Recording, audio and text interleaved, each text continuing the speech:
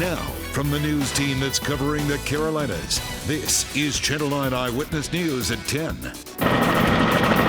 Two frantic rescues on two local mountains. At Linville Gorge, Chopper 9 Sky Zoom brought you live pictures of the National Guard pulling a climber to safety. And now the folks up above are lifting him up. Tonight, those rescuers are thankful they got there in time. But on Crowder's Mountain, tragedy for another climber after rescuers tried everything to save him. Well, tonight we start with this very dramatic rescue. Channel 9 brought you every moment as it happened on Eyewitness News at 5. The National Guard pulled a climber off the side of Shortoff Mountain at Pisgah National Forest at Linville Gorge. Tonight, we are walking you through how those rescuers pulled it off. Chopper 9 Sky Zoom caught the intense rescue from the very beginning. We were right behind the Black Hawk helicopter as it arrived on scene. You could see it hover over the spot where a 23-year-old climber fell between 20 and 40 feet while rappelling down the side of Shortoff Mountain. We saw one emergency crew member drop down from the helicopter. After fighting the winds, the rescuer was able to meet emergency crews already clinging to the mountainside to help. After dangling near the side, a few seconds later he got planted on the ledge. As Chopper 9 zoomed back out, you could see just how steep the cliff is. Crews worked to open up the backboard and secure the climber in. Then another rescuer swung in, again fighting the wind, and all three workers got the ropes in place, preparing to lift the climber back up. After some hand signaling, a successful effort as you see them both getting pulled back up into the Black Hawk. Moments later, the two other crew members were pulled back up. Chopper 9 trailed the Black Hawk as it quickly took off to land nearby, then transport the climber into a medical helicopter, which we know tonight headed straight for Asheville. And tonight, that climber is safe on the ground thanks to those rescuers. They're calling this mission a success. New tonight at 10, Eyewitness News reporter Jenna Deary talked to the rescuers who risked their own lives to make sure that climber survived. Jenna. Natalie, the men on today's rescue team come from different backgrounds, different departments, but they had the same goal today on that mission to reunite that man with his family in the best condition possible. Anything these men do starts here on this field. You kind of take a deep breath. We've been practicing for this moment for over 10 years. Today, that training became real-time action when they flew to Linville Gorge to save a man stuck on a cliff, badly injured. He was in a lot of pain, so there wasn't a lot of interaction other than I was telling him what was going to happen. David Bowman from Charlotte Fire Department and Chris Hendricks with Gaston County EMS went down to save him, and it wasn't easy to do. It was barely enough for two rescuers and the survivor, especially with the litter. That's all the room that there was. In the air was Captain Daryl Scoggins with the North Carolina National Guard. He watched from overhead as the two hoisted the patient slow and steady. Communication was fluid between ground and air to execute the successful mission. You definitely have a sense of pride when you get done with it. It's probably one of the smoothest missions we've had. These men train once every 3 months for situations like this one. They can't always predict how it's going to turn out, but they say today's outcome couldn't have been any better. Whatever the situation is, as far as a cut on the finger to being stuck on a mountain. I mean, as long as you can help somebody, it's a good feeling. Now, those men are a part of the North Carolina Helio Aquatic Rescue Team, or HART for short. North Carolina is one of 4 states in the country to have a program like it. So far, they've had 60 successful missions, and this is just another one to add to the list. Live at the Rowan County Airport, Jenna Deary, Channel 9 Eyewitness News at 10. All right, Jenna, great hearing their perspective there this evening. Now, just less than an hour after that rescue she's talking about at the Linville Gorge, Chopper 9 Sky Zoom was over the scene of another rescue effort in Gaston County. Unfortunately, that one ended in tragedy after a climber died suffering serious injuries on Crowder's Mountain. Tonight, Eyewitness News reporter Ken Lemon talked with the two men who called for help. The hikers were on a trail that goes right back up this road here. They say they spoke with this man just seconds before he tumbled. He told them it would be great to have someone to climb with him. They walked away and heard him falling. We saw a paramedic fighting to keep the climber alive after his fall on Crowder's Mountain. Seconds later, he was declared dead just yards away from the ambulance waiting to take him to the hospital. The hikers who were there when he fell told firefighters what they saw. I mean, we were in total shock. We were all just like, did that really just happen? You know, I just was like, call help, get help. You know, this guy. Garrett Robinson saw the man scaling one of the practice walls along the backside trail of Crowder's Mountain. From Chopper 9 Sky Zoom, you can see how steep it is.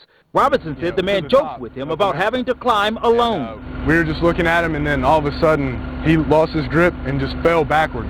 And his harness did not catch him. Rescuers say he dropped about 70 feet, flipping as he fell, hitting his head on the rock wall. The rope stopped him about 15 feet from the ground.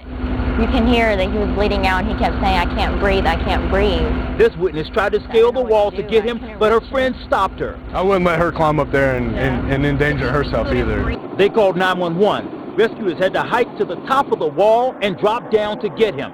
The hikers watching below say rescuers did their best, but it's a remote area. It took about 20 minutes for help to arrive. And that if you do come climbing, always climb in pairs, even 3, 4, 5 or people. There's also been a very exhausting ordeal for the firefighters and rescuers here. We're told there's going to be a special debriefing for them to help them deal with what they've experienced. In Gaston County, I'm Ken Norman, Eyewitness News at 10. All right, Ken, thank you. Now, the rescue crews today had to brave very strong winds to help those hikers. Meteorologist John Ahrens is joining us now to explain just how intense those wind gusts were, John. And Allie, I'm just getting the latest data right now. Those winds are still very strong. We've had them gust past the 30-mile-per-hour area, and right now, at some of the higher elevations, it's at 28 miles per hour in gust. Our computer technology, those bluer shades, indicative of the stronger winds, so that's right now along the Appalachian spine. But as it goes down the slopes, you're still talking about a 15 to 20 mile per hour steady wind across the high country, all because warm air is building in. That warm air goes past the mountains. As it sinks down, it heats up, it creates more momentum, more energy, and that's why we had some of the speeds that those rescuers had to brave through. Temperature right now in the 60s in Charlotte. That warmth certainly can contribute to wind. It can also contribute to thunderstorms, and we've got a storm that's just ready to move into the Gulf. I'll pinpoint what it'll do to your neighborhood coming up. All right, John, thanks. Tonight, Union County investigators are trying to piece together the last hours of a young mother's life before she was murdered. Today, the state medical examiner performed an autopsy on Alicia Sly, who was found dead inside her car in Marshville early Sunday morning. Police spent the day processing that vehicle, which was found parked on White Street by another driver. Detectives say they still don't know where the mother of two was going or who might have killed her. Channel 9 has learned attorneys for parents fighting Union County school redistricting may delay filing an injunction until after a school board member suddenly had died. John Crowder died yesterday from a stroke. Just days earlier, he took part in a vote that redistricted thousands of Union County students to new schools next year. Today, his wife of 52 years opened up only to Channel 9 about his death. But he was the kind that did not let you know how he felt. Never. His wife hopes to have his funeral on Friday. Now, Eyewitness News told you last Tuesday, the Union County School Board took a surprise vote a month early to redistrict Union County schools. More than 1,000 people have signed a petition to recall the board members. Search crews can't seem to find any answers in the disappearance of a Malaysia Airlines flight. The jetliner disappeared on its way to Beijing with 239 people on board. Now, 3 Americans are among those missing. The search area is being expanded tonight. Investigators say 2 of the passengers were traveling with stolen passports, and both tickets were bought Thursday in Thailand. Now, this has raised some concerns, but officials say so far they haven't found a link to terrorism. Ahead at 10:30, we have some new information about one of those men and the military response from the U.S. in that region tonight. Happening now, I-77 northbound is down to just 1 lane in Rock Hill tonight. South Carolina Department of Transportation crews are fixing some potholes there on the Catawba River Bridge. That's actually between the Cherry Road and Sutton Road exits. You may remember Channel 9 has been reporting on the pothole problems in York County since back in July. Tonight, Eyewitness News is trying to find out what caused a wreck involving a CMPD officer. This happened on the 8400 block of Wilkinson Boulevard in West Charlotte.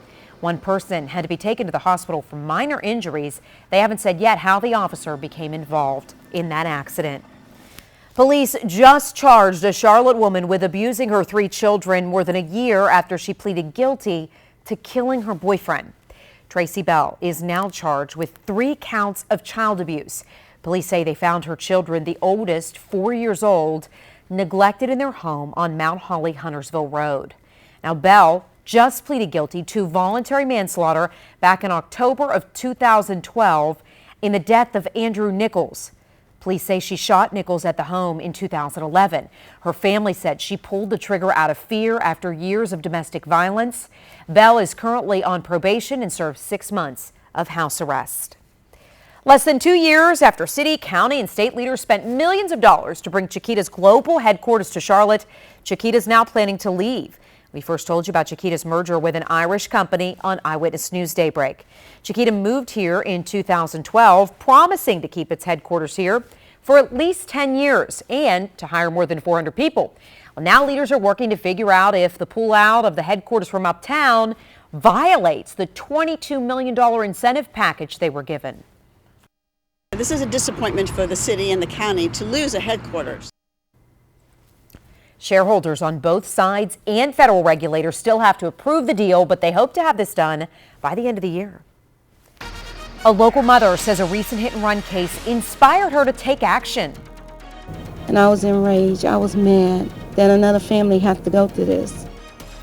New tonight, how she's fighting for harsher penalties for convicted drivers. Plus, Duke Energy ordered to clean up its own contamination, but you might have to pay for it. New tonight, the outrage and what families are doing to try to fight it. We may get close to 80 degrees, but winter definitely has more to say when the chill returns to your neighborhood. Next.